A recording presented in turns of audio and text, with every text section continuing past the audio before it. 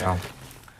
That's what happens here in the morning. Mosquito jokes get made and they go over my head. Dubs fear Cluxton will miss the Laois clash. This is the lead story on the back of the Irish Independent this morning. CJ Stander, maybe we needed this Australia wake-up call. And that's Neymar looking sharp in his Brazil suit. They have arrived in Sochi. They're in Sochi ahead of the start of the World Cup. You wouldn't be surprised if Dublin didn't rush Cluxton back for this game. It's like, he's injured, take it easy, don't need him for this. Going to win by 10/15 points anyway. What's the big deal? Yeah, he's going to be completely fine. Is there an actual sort of time zone there in terms of when he's going to be? No. He's going to be back. And also it's like he's got a lower back injury. It's like, well, what does that actually mean? It's a tricky one. It's going to be a different sort of challenge. It's going to be a different sort of narrative around this game now, because we know that he is so unbelievably vital to their hopes later on in the championship. And is he the sort of player, because he's so active within the game plan, that he almost needs that freshness, that if he does miss a game or two, that a rustiness builds up in his kick-out game? I don't know. It's hard to tell. I would say that he's so robotic at this point in terms of his kick-outs that he's going to be fine whenever he comes back in. That's an interesting question, because you think of the league in recent seasons, there were various league campaigns where he would have been in and out and rested for games. But this year I think he played almost every minute of every game. So that is interesting. Like, why at this stage of his career do they feel the need to give him all those games? And what will the impact be for the future in that one? So Holy Hour finished in October 2000. Oh my God. And it was 2 to 4 p.m. It's like, well, I guess it's, you go to Mass and then you have to go home and have your Sunday dinner and lie in the stomach before you go to the pub to puke it all up at around about 8 o'clock that evening. That's what the assumption was it? Like, who has Mass between 2 and 4 anyway? Yeah, that's a strange one. I think that's more of a city phenomenon, isn't it? Nicholas Canny. Is it? Yeah. I've never heard of it. I hadn't heard of it until like... You came up to the big smoke. Yeah, until like 2 weeks ago, actually. What? And I'd heard that Who's talking to you about Mass at 2 o'clock on a Sunday afternoon? I can't remember. Somebody wasn't... Oh, let's go to the match. No, I've got to go to Mass. Yeah, so there was some sort of incident regarding a Mass in the middle of the afternoon on a Sunday, and I was like, who the hell does that? You get that out of the way on a Saturday night or a Sunday morning sort of thing, if that's what you're into. Yeah, all right. On to the Times Ireland edition. Their lead this morning is Sexton set to return for the second test. And then Tyrone's spat is uncalled for, says Mulligan. This is great. It's like, this spat is uncalled for, but why is Gavin Devlin getting involved in this? He shouldn't have said anything. I don't think he should have come out and said what he did. Questioning Sean's captaincy credentials was always going to cause a stir and make a bigger story of the whole thing. Unlike Owen Mulligan saying that Gavin Devlin shouldn't have questioned the captaincy, because that's the end of the story now. That's definitely not going to get picked up in the newspapers and roll us on into week 6 of this kind of boring conflict now. We need to start playing Tyrone conflict bingo at this point. Just get a graphic with all the faces of all the prominent Tyrone media personalities, and who hasn't spoken about it at this point? I don't think anybody has. And just to make sure that Mulligan is seen to be an equal opportunities destroyer here, I don't think Gavin Devlin should have said what he did, but I don't think Sean Kavanagh should have said what he did either. It's like, I've lost that quote now, sorry. Kavanagh was wrong to have criticised Hart. His brother has flourished in a role that Mickey Hart has created especially for him, and has become the best sweeper in the country. So there you go. That's Owen Mulligan, who Brian McGuigan told us in the WhatsApp group that the 03 team have started with. Who'd win in the fight between Gavin Devlin and Sean Kavanagh? Maybe we'll get to find out.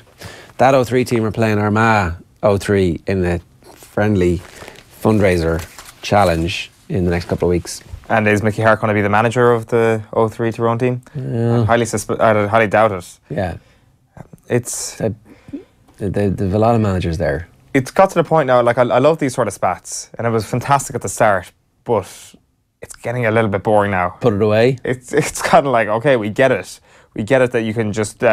you've got so many different sort of people who are well able to form an opinion and articulate it, but all the opinions have been taken at this point. There is no fresh angle to put on this thing.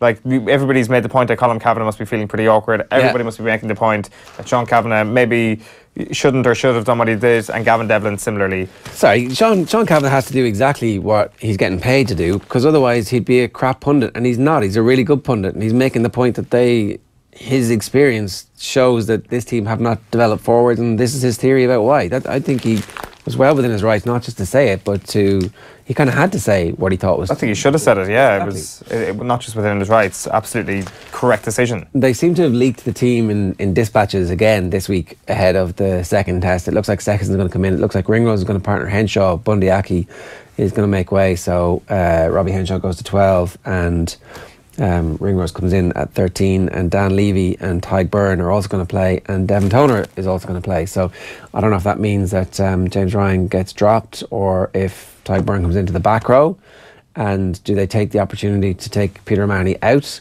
and put Johnny Sexton in, and then we don't know who the captain is until the third test, or is Peter O'Mahony now the Ireland captain and that's just it? Well, that would be a very complex way of trying to just keep from the public who Joe Schmidt believes to be his backup captain, Rory Best, wouldn't it? Well, his new captain, I suspect. His new captain, yeah. Like, I don't think... Is Best not coming back to become Ireland captain again? Who knows? I mean, you wouldn't be surprised, would you, if in November they were like, look, we're not sure you're going to make it. You've got to make sure that you look after your fitness and all that kind of stuff. I don't know.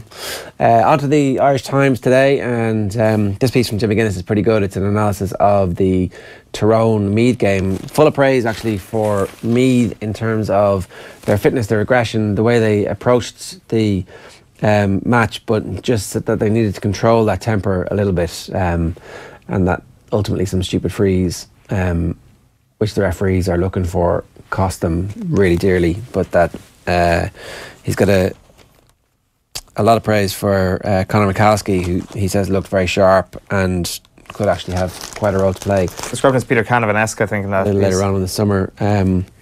So this is the horror injury that Stephen Atried suffered at the weekend. Unbelievable bravery, and ends up with a double fracture in his skull, and then just analysis of the qualifier draws as well. So that was it, yeah. And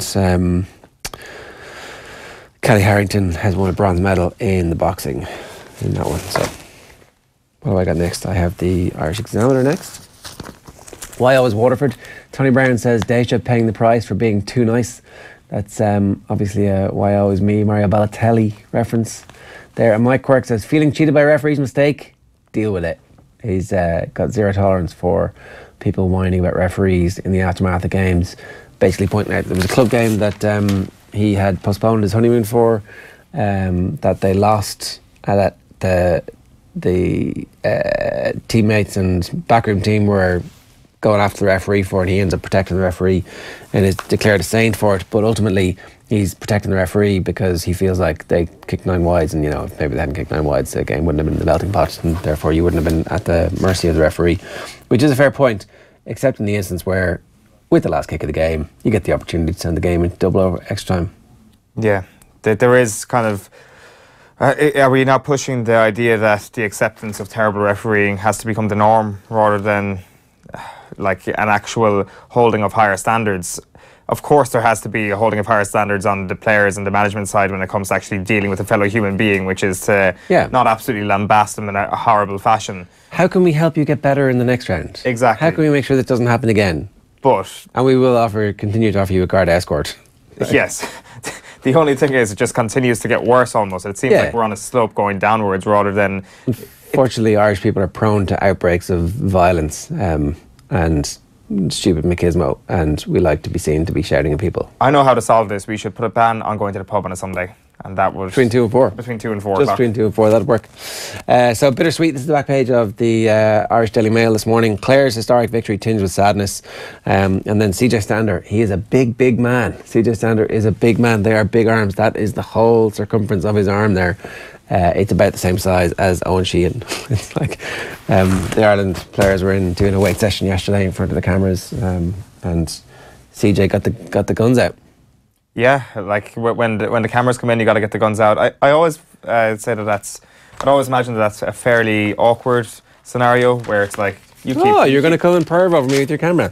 Exactly, and there's some interesting images of like Tyg Furlong in there as well.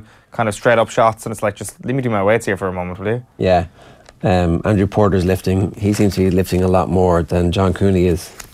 Well, no surprise there. But Andrew Porter obviously comes from a weightlifting background, doesn't he? Does he? Is that or some sort of bodybuilding background?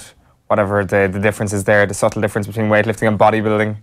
Yeah, so I'm not sure You should do an investigation into the weightlifting and / bodybuilding culture and just see what the difference is. I'll just sneak undercover into a gym and they won't notice that I'm not a bodybuilder at all.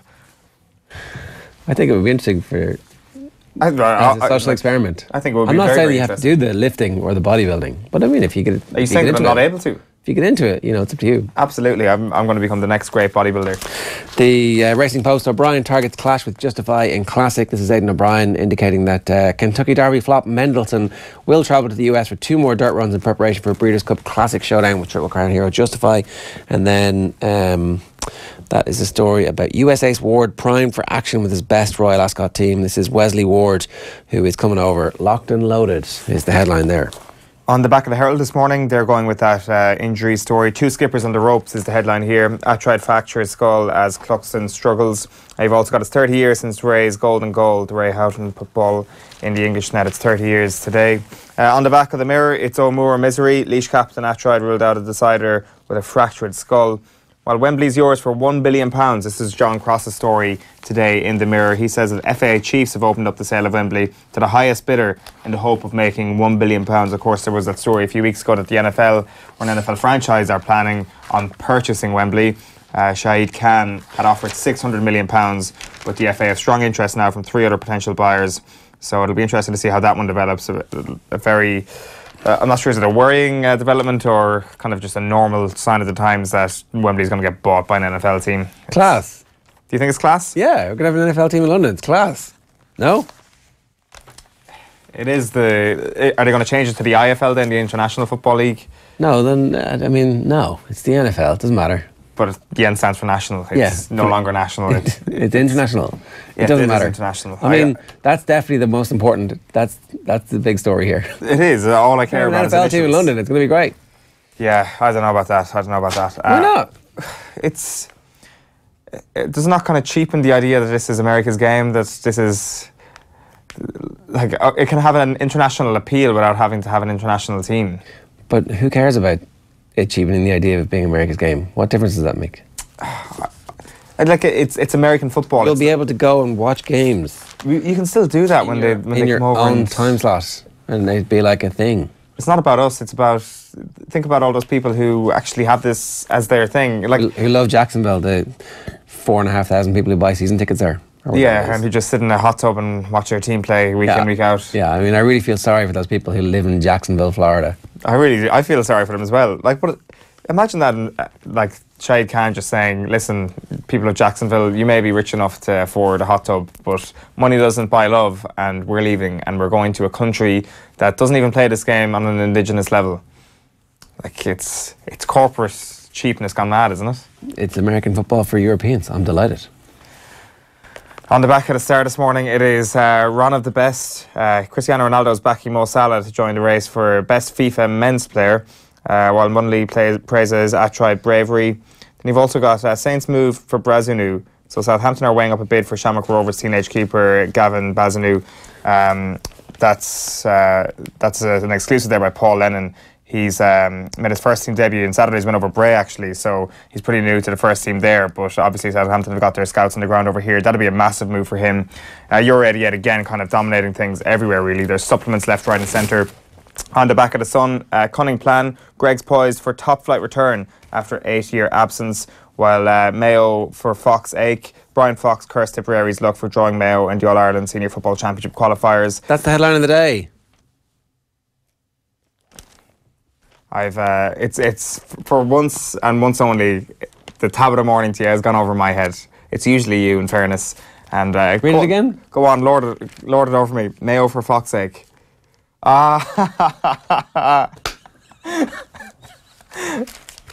There we go. Landed, absolute swish. Read it again. I get it. Mayo for fuck's sake. It's fantastic headline. Congratulations to all at the Sun. Tabitha morning to you, indeed. Classic. What is this? Why? That's not funny. I was like, here's an obscure cultural reference from 1986 that Jerry's going to lord it over me with once again. Yeah. On the back of the Guardian, it's next stop Russia. Our desire and determination has brought team closer to fans, says Southgate. There's also an exclusive interview with Roberto Martinez done by Donald McRae in here. which is relatively interesting. He keeps his cards close enough to his chest because apparently they've sat down here for like 70, 80 minutes, just a one-on-one interview, despite the fact that the World Cup is around the corner. And there's good stuff in it, but for 80 minutes, I'd say Roberto Martinez was keeping his cards relatively close to his chest. What I hadn't realised about this was, obviously with Christophe Terreur on the show a couple of weeks ago, and he was talking about how, well, he was pretty clear that he isn't the biggest Roberto Martinez fan. Terreur is a Belgian football journalist. And it seems that even within the camp there has been some snide remarks made about Roberto Martinez, and he cites this incident last November after Belgium drew with Mexico on a 3-3 scoreline, that Kevin De Bruyne came out afterwards and said Mexico were tactically better than us. Yeah. As long as there's no good tactical system, we face difficulties. It's a pity we have not yet found a solution. We are playing a very defensive system, but our team is filled with many attacking players. And Martinez talks about this in this article and says that Kevin's just basically showing how much he cares. The reason for talking was total honesty, and it is healthy. There is a culture here of trying to understand things from a tactical point of view, which I like. I'm not asking every player to give their view in public, but Kevin said it in a way of wanting us to improve. He is growing into a big leadership role. So obviously you're not going to throw your own player under the bus before one of the biggest moments in your managerial career. Yeah. But at the same time, it's right there. Like the seeds of Belgium's discontent and failure are right there from that De Bruyne thing. And like I think we talked about that at the time, about how like this is weird that he is so public about it, and it was a friendly. Yeah, that's the thing. It was a meaningless friendly, but De Bruyne is so pissed off about it afterwards. Yeah, and Lukaku has done something similar as well, where he's spoken about tactics where he wouldn't be particularly happy with them, and Roberto Martinez talks about them in the piece as well and says, oh, that was only a 5-minute soundbite in the middle of a 30-minute piece and it was completely taken out of context. So there's a little bit of firefighting by the sounds of things from Roberto Martinez at the moment, or else he's just genuinely very forgiving towards his players. Also talks up Thierry Henry and the role of Henry in the squad, despite the fact that Terreur, when he was on the show recently, said that he's always last into the dressing room and first one out of it and stuff like that. So on his private jet. On his private jet. Not exactly a huge work ethic, but maybe he doesn't need a big work ethic. Maybe he's an absolute genius inside in the dressing room and we don't know about it just yet. Finally for me then, on the front page of the Daily Telegraph sports section, we want to make country proud. Kane and Southgate issue rallying cry as England get ready to head to Russia. It's all the World Cup build-up, kind of envious of it all when it comes to the UK press at the moment. Yeah, so there we go, watching England jet off, unfortunately. Are you going to be supporting England? I'd like this group of players. I don't have any particular affinity towards England. I'm not one of those people who kind of get out the pitchforks whenever they're playing and are going to roar on Panama and Tunisia. I want to see England get out of the group because I want the knockout stages to be entertaining. And I think they will get out of the group. I think they'll come second. And I think they're going to get to a quarter-final this year, Ger. A quarter-final exit. The good old-fashioned England way. If they don't top their group, it's probably going to be Germany in the quarterfinals. Yeah, well, it's going to be Germany or Brazil in the quarterfinals, regardless of how they get on. They top their group. Yeah, they're on the tough side of the draw in the last 8. Right.